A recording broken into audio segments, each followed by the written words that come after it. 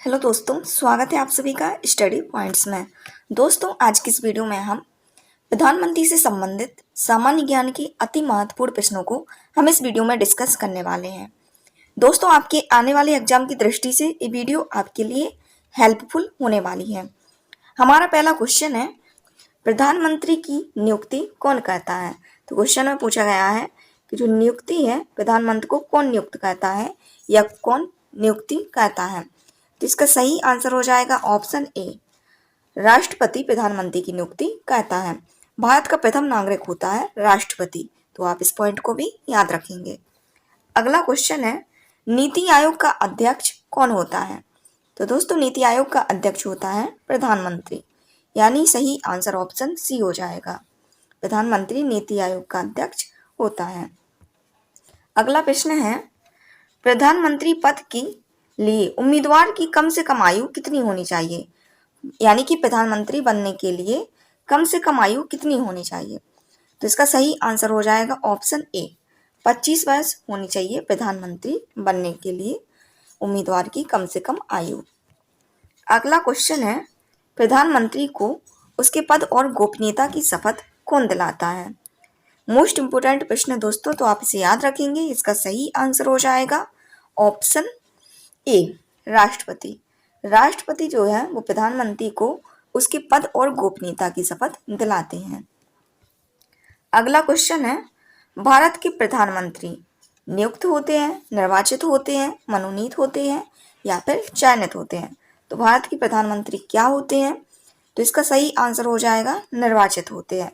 भारत के जो प्रधानमंत्री होते हैं वो निर्वाचित होते हैं। तो आप इस प्रश्न को याद रखेंगे। अगला क्वेश्चन है, लगातार दूसरी बार प्रधानमंत्री पद पर आसीन होने वाले व्यक्ति कौन थे। लगातार दूसरी बार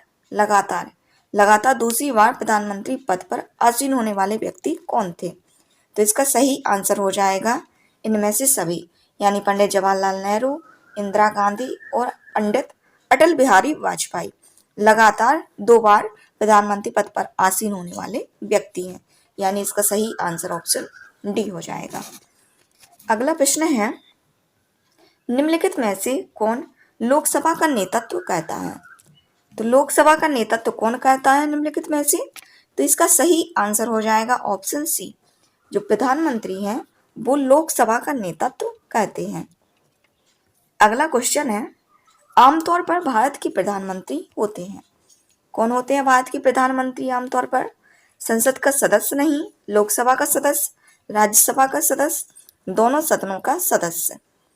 तो इसका सही आंसर हो जाएगा ऑप्शन बी, लोकसभा का सदस्य होते हैं भारत के प्रधानमंत्री, यानी ऑप्शन बी इसका राइट आंसर हो जाएगा। अगला प्रश्न है, संसदीय तंत्र में किस सदन का व्यक्ति प्रधानमंत्री चुना जाता है। संसदीय तंत्र में किस सदन का व्यक्ति प्रधानमंत्री चुना जाता है। तो इसका सही आंसर हो जाएगा ऑप्शन बी, निम्न सदन में बहुमत दल। तो निम्न सदन में बहुमत दल का व्यक्ति प्रधानमंत्री चुना जाता है।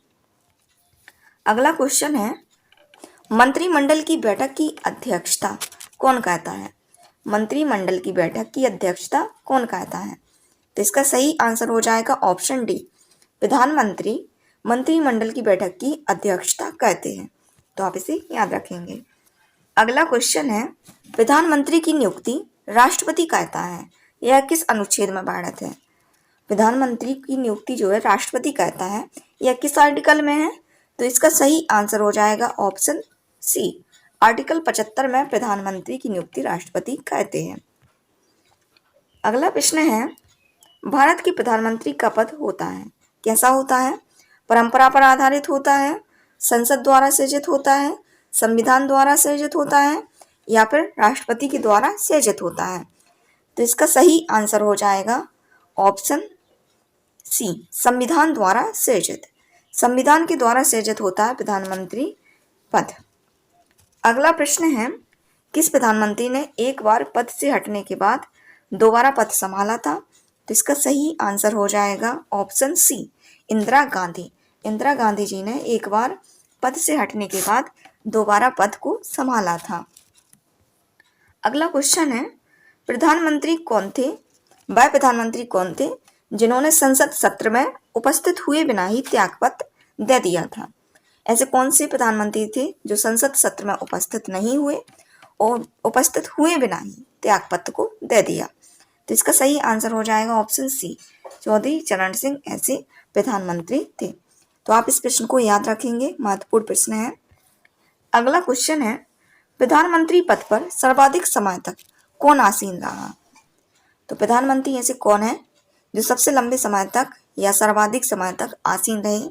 तो इसका सही आंसर हो जाएगा ऑप्शन बी, पंडित जवाहरलाल नेहरू ऐसे प्रधानमंत्री थे जो सर्वाधिक समय तक आसीन रहे अपने पद पर।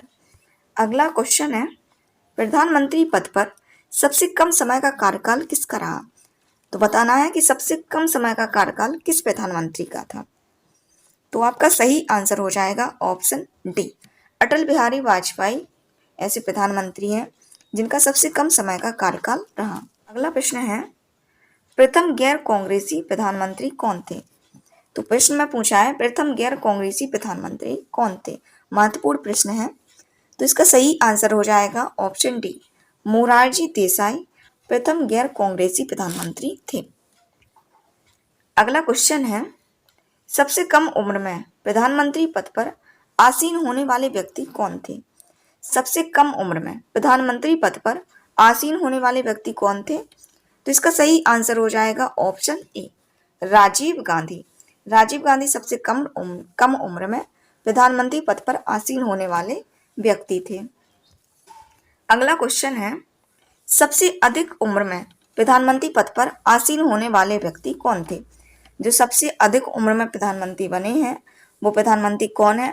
तो सही आंसर हो जाएगा ऑप्शन सी, मोरारजी देसाई। मोरारजी देसाई जो है वो सबसे अधिक उम्र में प्रधानमंत्री पद पर आसीन हुए।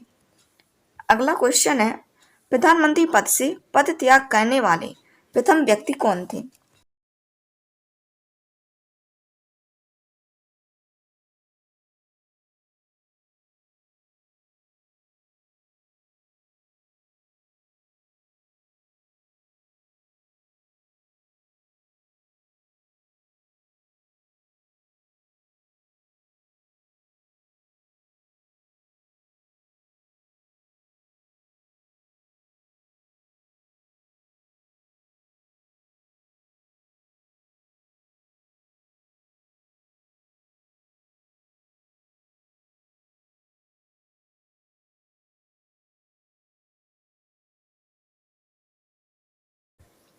अगला क्वेश्चन है, लोकसभा चुनाव में पराजित होने वाले प्रथम प्रधानमंत्री कौन थे?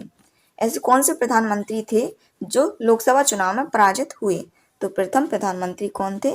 तो इसका सही आंसर हो जाएगा ऑप्शन सी, इंदिरा गांधी। इंदिरा गांधी लोकसभा चुनाव में पराजित होने वाली प्रथम प्रधानमंत्री थी। अगला क्वेश्चन है, भारत के प्रथम सिख प्रधानमंत्री कौन थे? सिख, पहले सिख प्रधानमंत्री कौन थे भारत के? तो इसका सही आंसर हो जाएगा ऑप्शन ए, मनमोहन सिंह प्रथम सिख प्रधानमंत्री थे, यानी ऑप्शन ए राइट आंसर हो जाएगा। अगला क्वेश्चन है, अभी तक पद पर रहते हुए कितने प्रधानमंत्री की मृत्यु हुई है? अभी तक ऐसे कितने प्रधानमंत्री हैं जिनकी पद पर रहते हुए मृत्यु हो गई है? तो इसका सही आंसर हो जाएगा ऑप्शन बी, 3 प्रधानमंत्री ऐसे हैं जिनकी अपने पद पर रहते हुए मृत्यु हो गई है। अगला क्वेश्चन है, लोकसभा में विश्वास मत प्राप्त करने के पहले ही त्यागपत्र देने वाले प्रधानमंत्री कौन थे? लोकसभा में विश्वास मत प्राप्त करने के पहले ही त्यागपत्र देने वाले व्यक्ति कौन थे? तो इसका सही आंसर हो जाएगा चौधरी चरण सिंह और अटल बिहारी वाजपेयी। ये दोनों व्यक्ति थे जिन्होंने लोकसभा में विश्वास मत प्राप्त करने के पहले ही त्यागपत्र दे दिया, यानी उपयुक्त दोनों हो जाएगा इसका सही आंसर। अगला प्रश्न है, संसदीय शासन प्रणाली में वास्तविक कार्यपालिका की शक्ति किसके पास होती है?